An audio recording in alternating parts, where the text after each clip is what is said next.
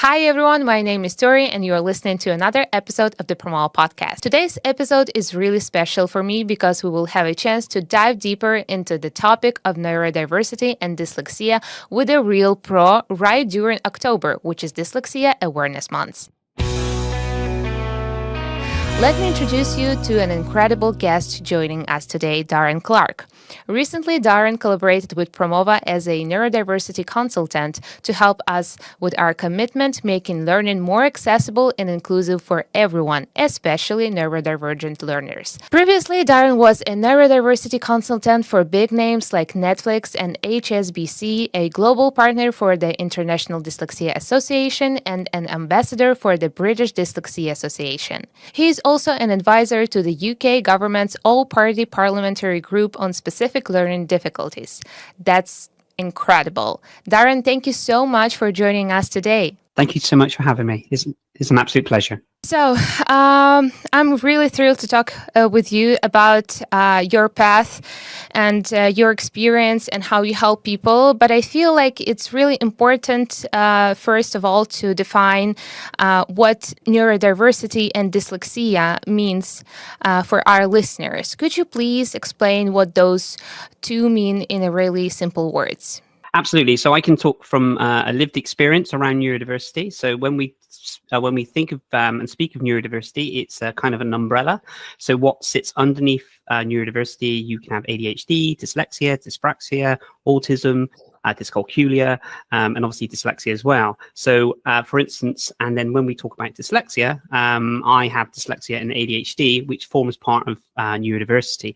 So but what we found is that even though I have dyslexia, there is a good chance, and obviously I have ADHD, but there are probably some good chance that I have dyspraxia, dyscalculia as well. Maybe kind of a smaller percentage of those, but so when we were started to talk about this 18, 20 years ago, we were primarily talking about dyslexia. Now we're talking about neurodiversity as an inclusion, and so that's kind of a shorter version of how I foresee it. Dyslexia is scalable, so not a single person has the same dyslexia. So I could have dyslexia and someone else could have dyslexia, but it could be severe dyslexia or slight dyslexia, and it can affect people in so many different ways. So people presume that dyslexia is just down to the fact that someone can't read. The words move around. Always true. There's so many different behavior things that go alongside with dyslexia. So it's not just the fact that words move. Not the words move on everyone's that has dyslexia. It could be it could then morph into kind of ADHD as well. So you can kind of be lack of concentration, or the fidgeting, or the remembering skills, or being able to just kind of answer questions quite quickly. It all kind of morphs in, but with regards to dyslexia, it's commonly known as a kind of a reading and writing side of it. But as we move on, we're learning much more about dyslexia. Okay, I see. Thank you so much for defining the terms. I believe that will set a strong base for our conversation, and for people, it will help them to dive deeper into our conversation today. I've been following your work around neurodiversity and dyslexia for a while, and I couldn't help but notice kind of how passionate you are about those topics. But I know that you weren't doing what you're doing right now always. You first built a great career in the retail. So it's been only kind of like few years since you decided to do what you could to raise awareness about dyslexia and campaign for it. Could you please tell what was like the pivoting moment? What provoked the change in your career? Why did you decide to go for it? Yeah, absolutely. So you're absolutely right. My career previously was in retail, and I grew up the kind of corporate ladder into a regional director. But this was all with being undiagnosed dyslexia. So I wasn't actually diagnosed with dyslexia until the age of 36. So it was a very late diagnosis. So everything that I'd done, the businesses that I started, and the corporate career, and my schooling, and everything else was all with undiagnosed dyslexia. So I always knew that I was different. I knew that I struggled with certain things, concentrating in class, and certain facts and figures, and lots of different things that equated to me really kind of struggling. And I would faced a lot of burnout before I was kind of diagnosed. Now, when the actual diagnosis, it came about purely, I was watching a news article, and a lady was on there and she was being interviewed, and they were talking about her floristry business. So she was selling flowers, and I thought it was a segment about entrepreneurship. So I was very sort of leaned in. I was very intrigued by what was happening, and it was only about a 7 or 8 minute interview. But what it transpired as the conversation went on, they kept saying, she kept saying the word dyslexia, and up until that point, I really didn't know what dyslexia was. So at 36. I didn't know what dyslexia was. Then it transpired. She said, I can't spell the bouquets of flowers, but I can actually tell you what they are by the colors and the smells and everything else. And she kept mentioning dyslexia. And then she went into how she sees the world, it being dyslexic. And that was the first time that I felt that someone had actually spoken to me and understood how I saw the world and how I felt. So the journey from that purely went from I logged on to the British Dyslexia Association, and I went onto their website, and I started to kind of understand dyslexia a little bit more. I took an online test, and then from that online test, it showed that I could possibly have dyslexia. And then I went and got a further diagnosis. Now, you don't always have to have a diagnosis. Some people can, know that they have dyslexia, so you can be diagnosed or undiagnosed. And then once I was diagnosed, I then went on a kind of a self-discovery journey of understanding my own dyslexia. And then it kind of transpired to liaising with the British Dyslexia Association, the International Dyslexia Association.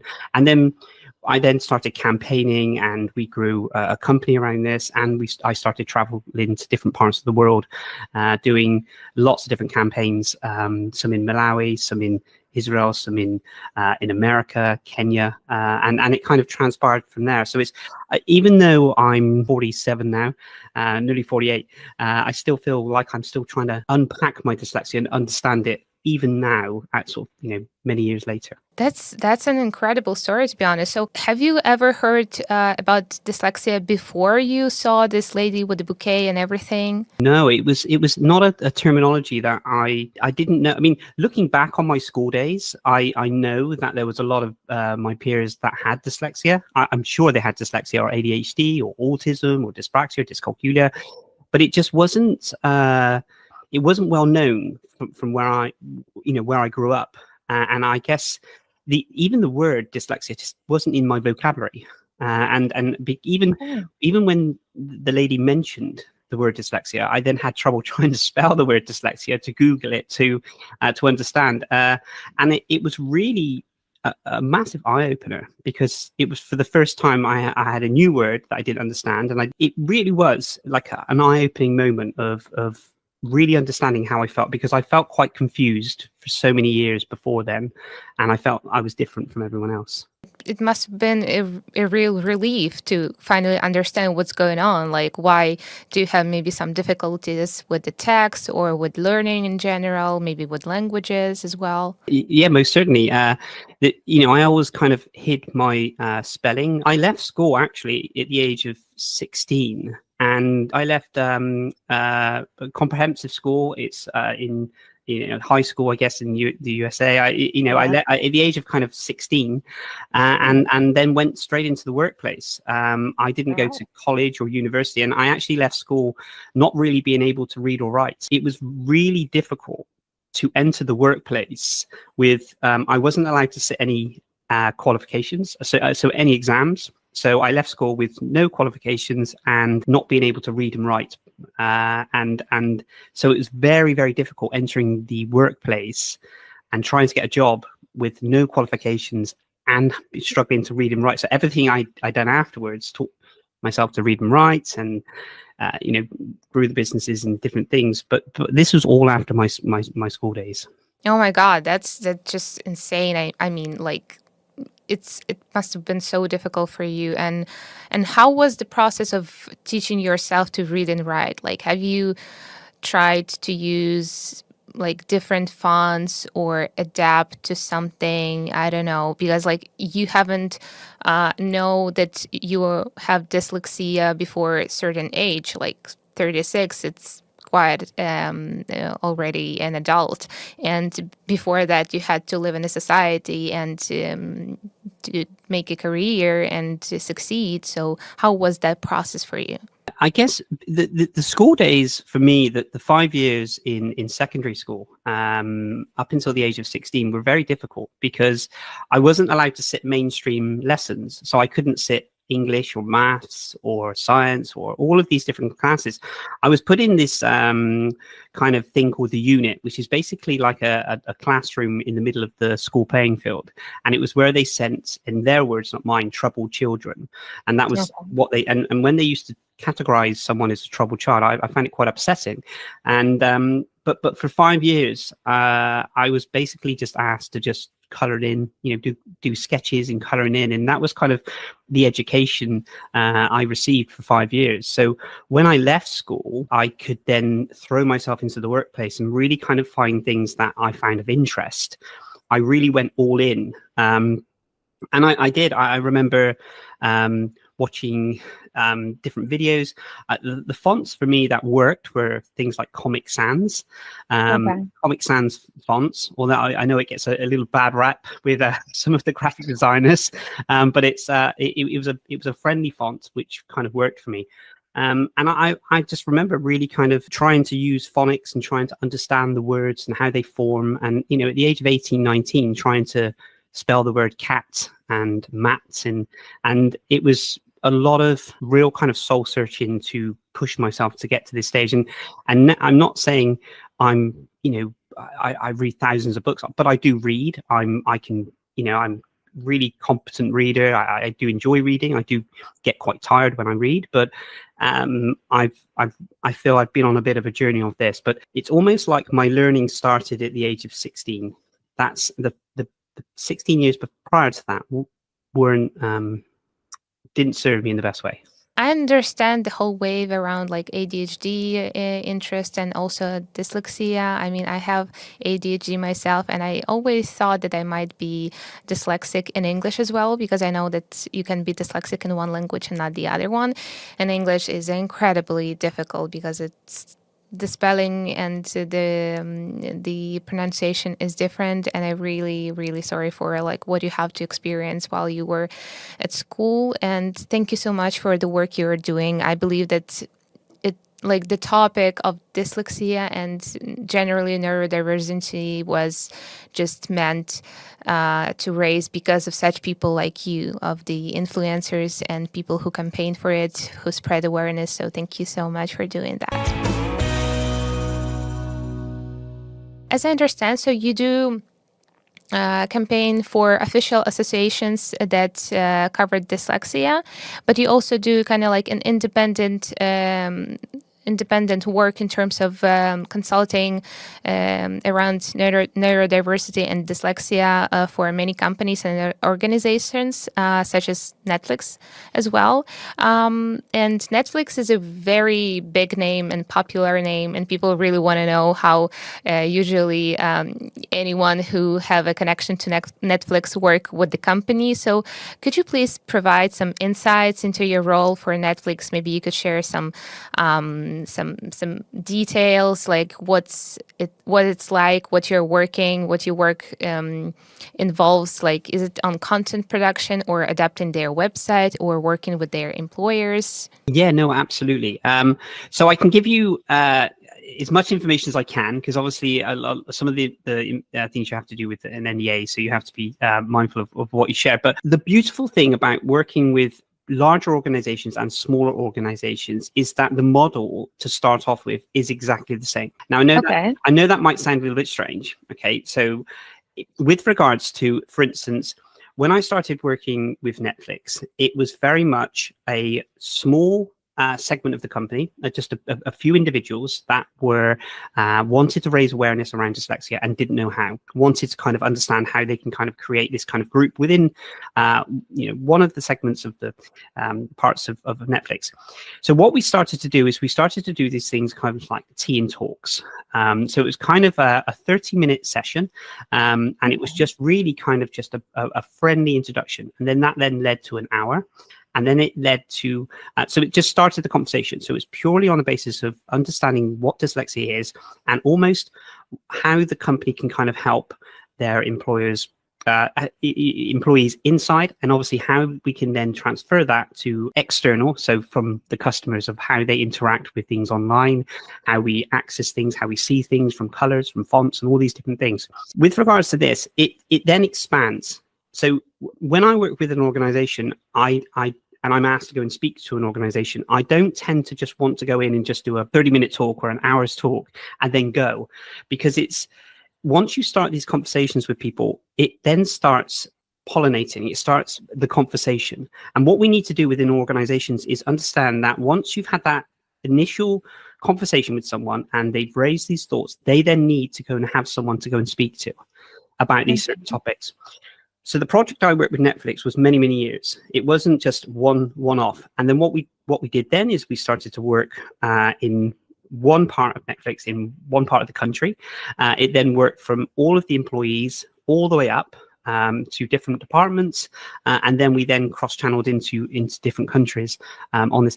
Obviously, for me, only being able to, English speaking, I think if I spoke different languages, maybe it would have been a little bit different, but maybe they translated that for some.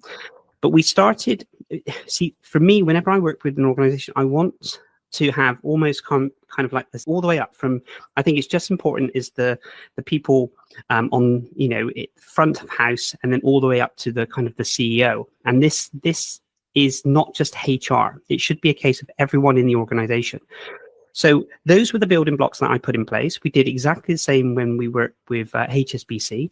We did, again, a little kind of introduction to dyslexia. Then we moved on, and then we had the CEO sitting on of HSBC on the actual call, which was amazing. And then it went from 10 members of staff to 30 members of staff to 300 members of staff to thousands of members of staff, all seeing these kind of these talks. And then we kind of just grew it like that. So there is a model that we have whenever we're doing this, and I think it's understanding from the off that when a company wants to invest and understand more about this topic, it's a longer journey, and it's a real kind of investment in their people and obviously their customers as well. So it was incredibly enjoyable working with many of these different organizations, and I think they're doing some incredible things now because I can help set this up, but then internally they can then start expanding these things out, and it's just been it's been incredibly humble to work with some really big companies, but it was just interesting to see how you start off, because you can get quite you think you could just try and change everything from once, very small step, 30 minutes call, and then it's these are what I feel we could work on, and then it just expands, and then you build that relationship with them. Yeah, that sounds really amazing. I mean, over the years, Netflix started to be more inclusive in terms of like the content they produce and also the people that they show in their shows.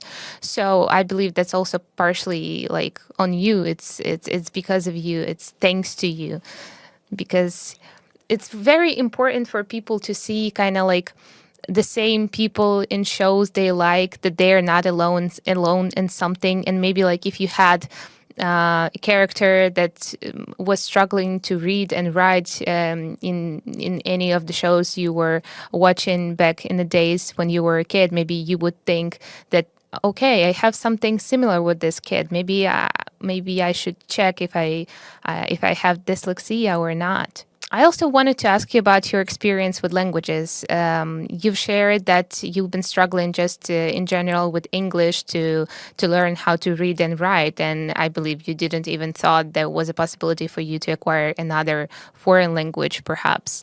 What do you think about the fact that the person can be dyslexic in one language but not necessarily in the other one? And could you maybe explain how that really works, and what is the biggest challenges for people who have dyslexia to learn other languages? So yes, we were due to make a documentary just before the pandemic, and it was going to be called the Decoding Dyslexia. And I would have loved to have been able to do this because we planned, we pitched it to Netflix. We had a film crew that we were gonna. We had the incredible amount of documentation and research and absolutely everything behind it, and the object. For me was I was going to be traveling to 6 or 7 different countries, and we were going to literally decode dyslexia, and we were going to ask the question that you've just asked me to understand how people in China, for instance, have dyslexia. So we were China, there was Germany, America. There was quite a few different countries around that we were Africa, which I've done a lot of work in. So that's still kind of on the shelf. So I would love to be able to hopefully pick that up. It's a shame. But it was literally, we had every single thing sorted. The amount of research was huge. It was absolutely, like, the people I worked with were absolutely incredible. And they literally found me online through LinkedIn, and they said, we've got this incredible project and we'd love you to head it up, in the sense we'd love you to interview people and travel and stuff. And I went and met with them in London and we talked about it, planned it, and they said, look, we're going to be pitching it to different places. And Netflix were, they were kind of on board, as in, and we were all green light. And then obviously the pandemic happened. So I'm still yet to really kind of delve in and understand how dyslexia is seen in different languages. But some of my friends who speak different languages, they have said, that aren't, I guess, English speaking, they've said that with their dyslexia, trying to decipher through English can be, incredibly difficult. Obviously the pronouns, not pronouns, but the pronunciations of certain things and the different meanings can be really, really difficult. The other thing that, for me, trying to learn a new language is with my dyslexia, I have I have an incredible long-term memory. I can remember what someone was wearing many, many years ago, or the last time I saw them. I can really kind of hone in on so many different, fine details. But short-term memory can be very, very difficult for me, in the sense that if I read something or listen to something, the minute I try and recite it can be really, really difficult. So, for instance, when I'm learning, like reading a book or trying to learn a new language, or someone's giving me instructions, like I love to play the piano, but learning the piano was very, very difficult because of the remembering the sequence. I do a lot of martial arts, for instance, but remembering the forms, so the certain movements that you have to do, are very, very difficult. So after a while, I have to really kind of hone in and do it hundreds and hundreds of times to get that memory side of it. So learning the language side of it, it can be incredibly difficult when you are cross-languaging with regards to dyslexia, but it's still an area that I know a little bit about, but I really kind of hope with regards to this project that we're going to do, I'm absolutely adamant that we will do, I will understand this a lot better, because I think we had something like 1,200 to 1,500 people that wanted to kind of talk about different languages and how dyslexia is, people that spoke in different languages and how they are trying different languages to help, and how their dyslexia impacted it. Since you were kind of left out with no possibility to learn and acquire another foreign language, do you feel like you're missing out on something because of this? I mean, you're an English speaker. You're from the UK. I mean, it's easier for you to kind of talk with the world in the same language because of English is the language of international communication. But for other people, knowing English or any other popular foreign language is vital for their career or communication with the world. How do you feel about it? I'm always incredibly envious of anyone that can speak more than one language. I find with such admiration that people can speak different languages, and I don't understand, because I'm trying to learn a new language. So, but it's when I hear someone just switch from one language to another language, I still can't kind of understand in my brain how people do this. It's kind of, I think of it as kind of like magic. Honestly, it's completely mesmerizing to hear people doing this, and I think it's it's always been something, language has always been something that I've craved to learn. Because I think for me, not really understanding, I mean, I love the English language. I love language. I love words. I love, I absolutely, take on board. If I learn a new word, I'm obsessed by it. And I'm thinking, how can I use this in a different conversation? And I think it's all of those years of not being able to learn. I always say to myself, I'm like a sponge. Every day I wake up trying to absorb something, either a new skill or a new word or a new connection or just something new that I can kind of, cherish. And I feel like I'm playing catch up all the time because I missed out on those years. As opposed to learning, I think in the UK, and I don't speak for everyone in this, and this is my own personal experience, we don't focus so much, especially in the education that I had, I guess, and my peers had. We tend to have, in my school days, we would have French and German, and that would be the two languages that someone would, choose to learn. And then they obviously introduced Spanish, and then and now I think there's lots more, languages we can learn. But it was very much on a choice basis, and it was very much, you'd have an hour's worth of lesson. Someone would, and if you were good at it and you enjoyed it, then you could start really kind of working on it. But if you weren't, you could get easily left behind. I don't think there is much emphasis put on languages, and I think it's a shame, because I guess the amount of people that I talk to that would love to learn a new language is immense, especially in the dyslexic community as well, because being dyslexic and struggling with the English language, the thought of being able to learn a new language is just, it would be like a gift. Speaking about language learning for people who have dyslexia, I would like to move kind of to the topic that you recently became a neurodiversity consultant for Promova as well, and we're very happy to have you on board to make our app and our platform more inclusive and more accessible for people. That's very important for us. It's one of our missions to help people kind of have an equal, accessible rights to learn languages. And I wanted to talk about our dyslexia mode with you. So recently we became the first app who introduced dyslexia mode. It's a special feature that changes all the fonts inside Promova to this font. It's a special font created by dyslexic designer Martin Pisney. And there are a few changes that this font makes. It helps to better see the difference between certain letters like P and Q, B and D, because they're written a bit similarly. And this October, we're about to introduce Dyslexia Mode 2.0, so it will be the upgraded version, and it will have some more changes like color shifting and font sizing and giving up the capital letters. So I wanted to ask you about your experience with Dyslexia Mode that Promova incorporated. How do you feel like it helps you learn languages better? Maybe you've tried any particular languages and you feel like it really changed the game for you. So absolutely, it really did change the game for me, and I've been very vocal about this. And I have tried to learn languages beforehand, the very kind of old school way of going into a bookstore and getting either the book on this, or back in the day, the CD, for those things. And, you'd listen and try and do all these different things around it. And I just found it very difficult. The thing that I loved about the platform, and the thing that I loved about the dyslexia mode, is everything that you mentioned about the spacing. And for me, it's the spacing.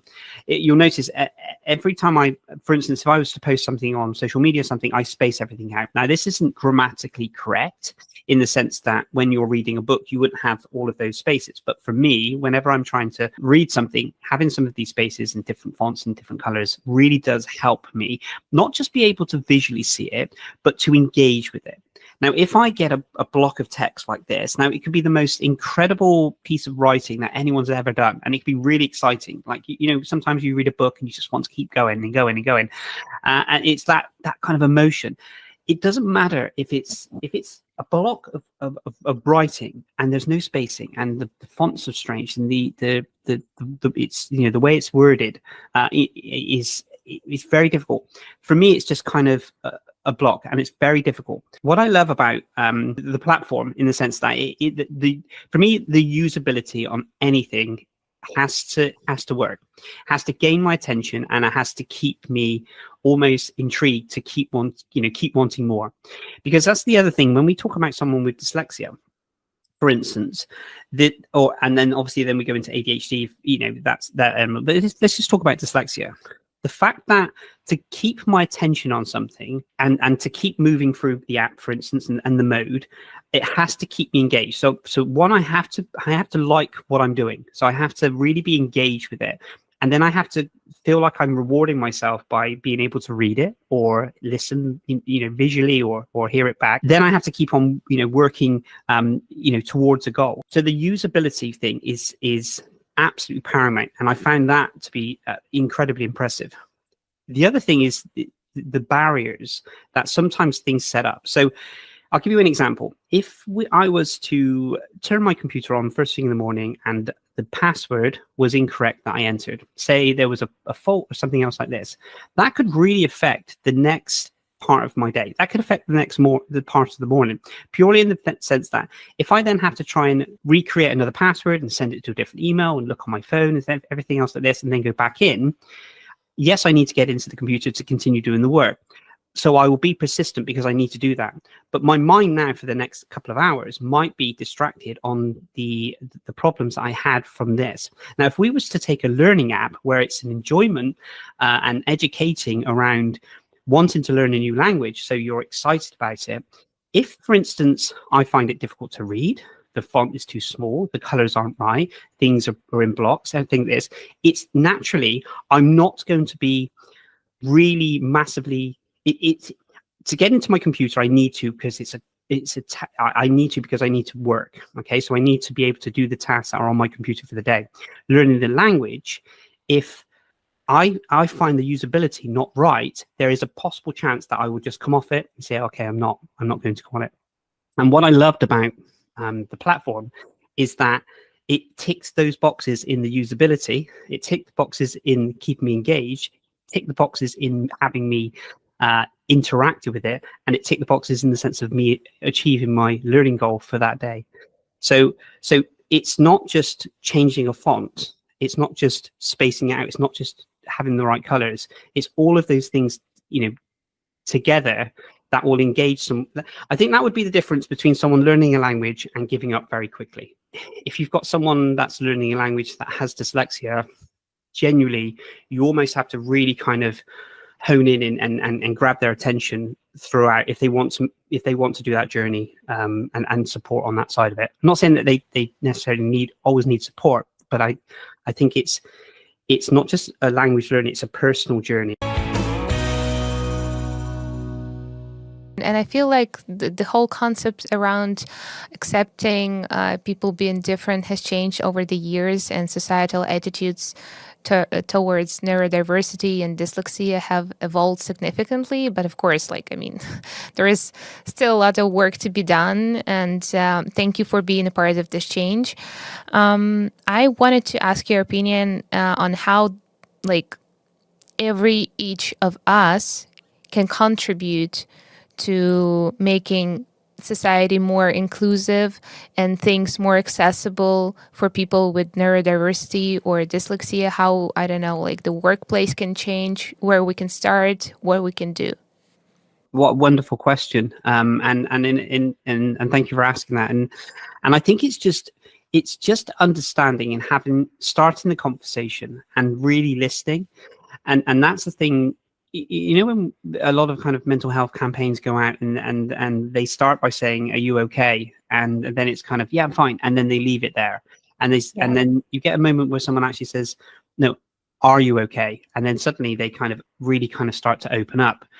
And I think if we took the workplace, for instance, of how we can start being more inclusive, it's making the environment a safe place for someone to be able to ask those questions, for someone to say, I have dyslexia, I'm struggling, can you support in this, or are there ways of supporting in this?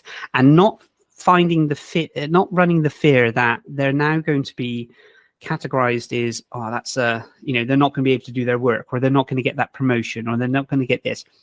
Because someone, for instance, when we talk to someone with dyslexia, we're not asking for all of these special measures and all of this support and just basically, everything. We're just trying to level the playing field. We're just saying that the way that the company maybe is set up, with the strobe lighting and the continuous noise, or the open plan office, or the fact that a meeting is scheduled after one, and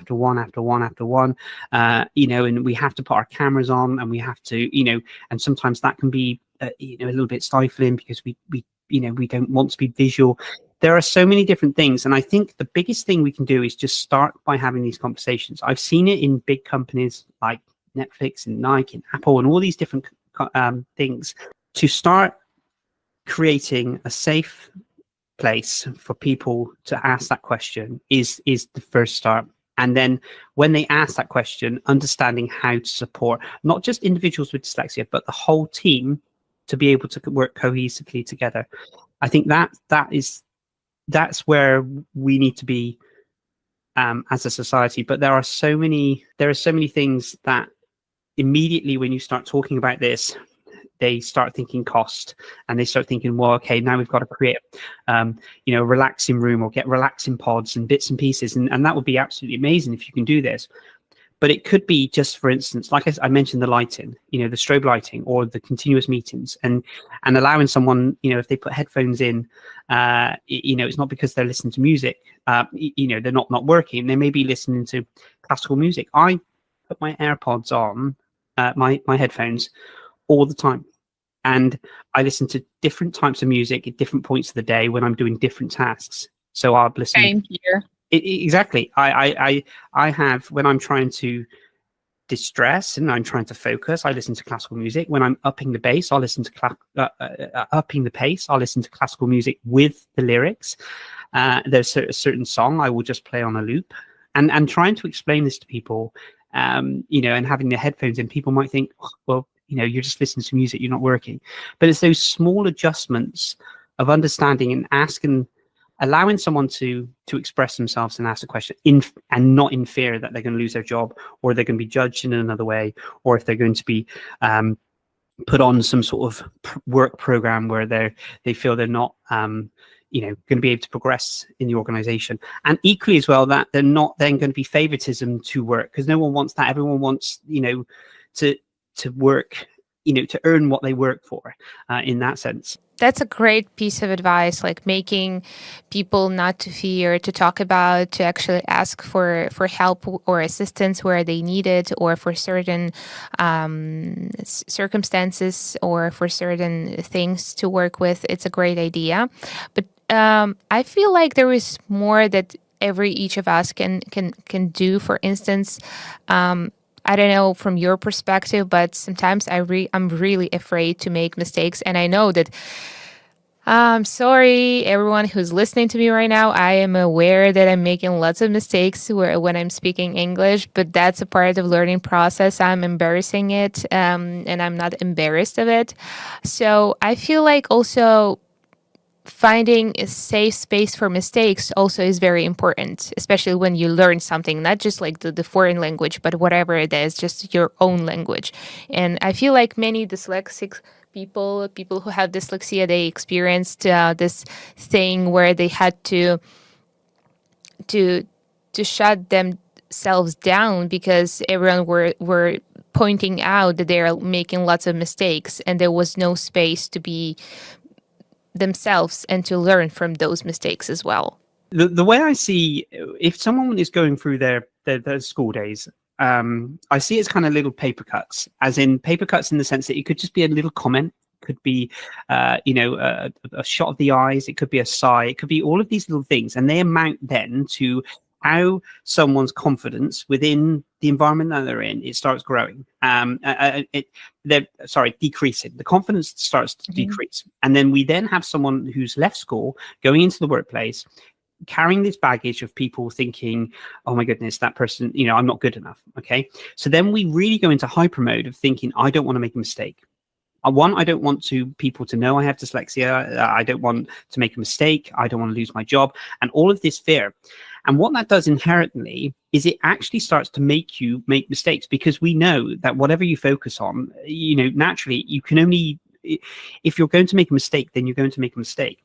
But it's owning that. And what I've found really embracing over the years is listening to people's stories, thousands of stories that I've heard over the years of people sharing how they feel they're, in the environments they're in, how it's affected them, how their dyslexia is being perceived.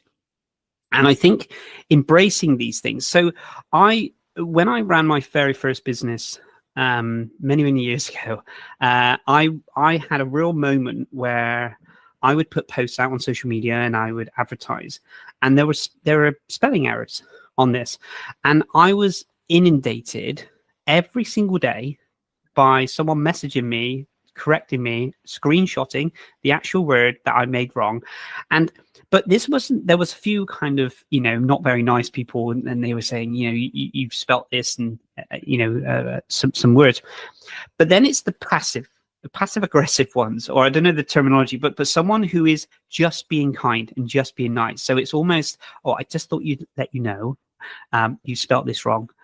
And those are just as bad as is anyone else, because it got me to a stage very early on in my journey in business. And I spoke to, my partner who was with me in the business. And I said, I don't think I want to post on social media anymore.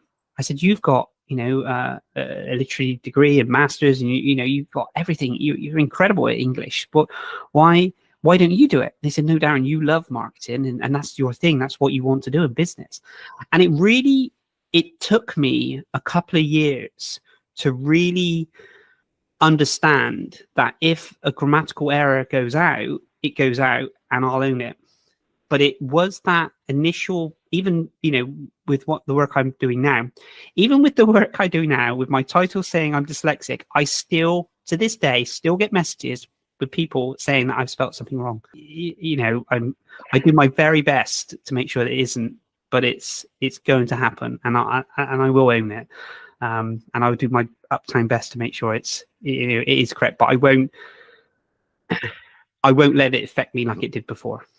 I see. It's really important to kind of nurture this safe space for mistakes, this safe space to be accepted the way you are, and for people to be more kind to each other, because you never know someone's story, or you may not pay attention, even like if people are following you on your social media and you're stating that you are the dyslexia influencer, and they are still trying to correct you. It's just wrong. It shows that they're not really understanding what you're doing. So maybe they need to read more of your posts, I guess, or listen more to your podcast. I think it is, and I find it incredibly empowering and inspiring when I see someone posting for the first time, or sharing their story, or being brave enough to do these things, because I know how much of courage it takes to do it. For instance, when I've asked people to come on to to tell their story, they are very nervous about it, and I'm very kind of considerate and think to myself, how can I make you nervous in the sense of how can I support in this thing? And then they just go, and then afterwards they're kind of elated. They're like, oh, this is the best thing ever, because I've been able to share my story. And I love that journey that people go on. But I do feel that with these paper cuts that happen, even now, you still feel you can still relate to some of those things that people have said. We're human at the end of the day. It's going to have an effect. But for me, my mission and my cause, my calling and my cause for what I'm doing outweighs my emotional feelings of how that one comment is going to affect me. Because I think to myself, how many people it may have affected that person, and there's a grammatical error, but how many people have seen this and it's empowered them and wanted them to do this. And I think that's the most incredible thing when we see someone going on this journey and doing stuff. I'm all for that. Yeah, thank you Darren, for the conversation today. I really enjoyed it. I think we could talk like for hours about it because partially I am involved in what you're talking about, and I have ADHD, and I believe I might have a slight thing regarding dyslexia in English.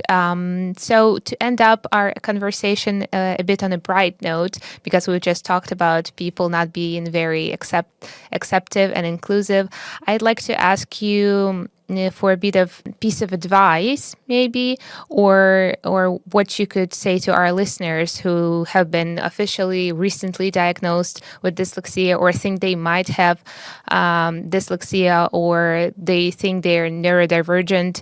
How could you inspire them to embrace their unique way of thinking, learning, and especially learning foreign languages? Because it's never easy to start doing something new.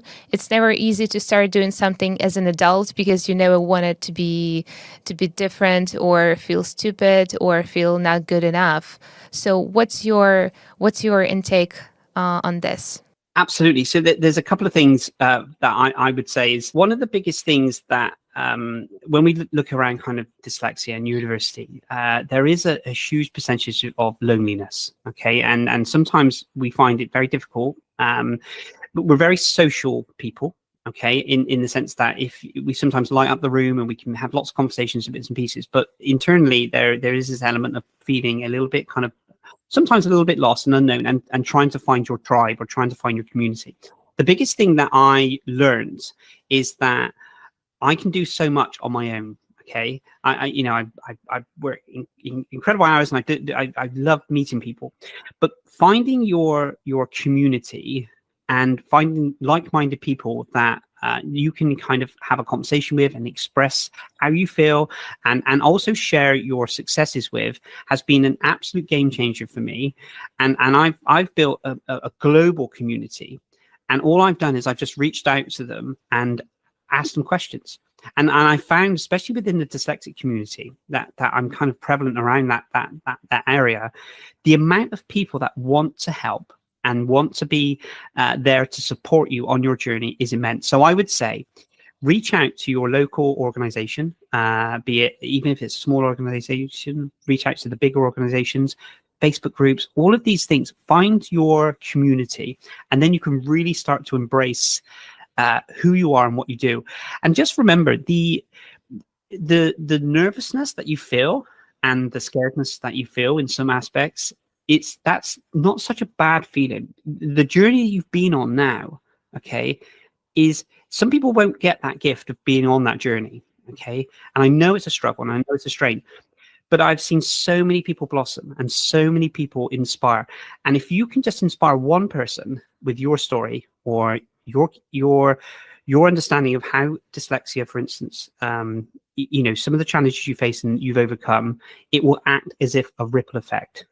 And you'll never know how many people you have helped, because it will just continue to ripple out. And I think that's the most beautiful thing. The other piece I want to say about the language learning is I truly do believe that I want everyone who has dyslexia to realize that they can learn a new language purely, and I mean this from the heart, with Promova, because the dyslexia mode has really leveled the playing field. Now, I am absolutely shocked, and I'm truly saying this from the heart. I was truly shocked that I could have the opportunity to learn a new language, and I love learning new skills. But the fact that there is now a mode, and the fact there is an opportunity to learn a new language, it doesn't just change the fact of learning language. It opens up borders. It opens up the world for many different opportunities. So find your community, learn your language, learn your new skill, and really just embrace who you are. So, Darren, thank you so much for your inspiring message to everyone who needs it. Thank you so much for ranking Promova's dyslexia mode so highly. We really appreciate it. So, guys, this is October, and this is Dyslexia Awareness Month. I encourage you to try Promova's dyslexia mode, to try to learn languages with a new font, this font that will help you to take over your problems with perceiving text, I encourage you to follow Darren Clark on his social media, and I encourage you to listen to his new podcast series called Neurodivergent Stories. Thank you, Darren, so much for being our guest today. And guys, we will see you soon in the next episode of the Promova podcast.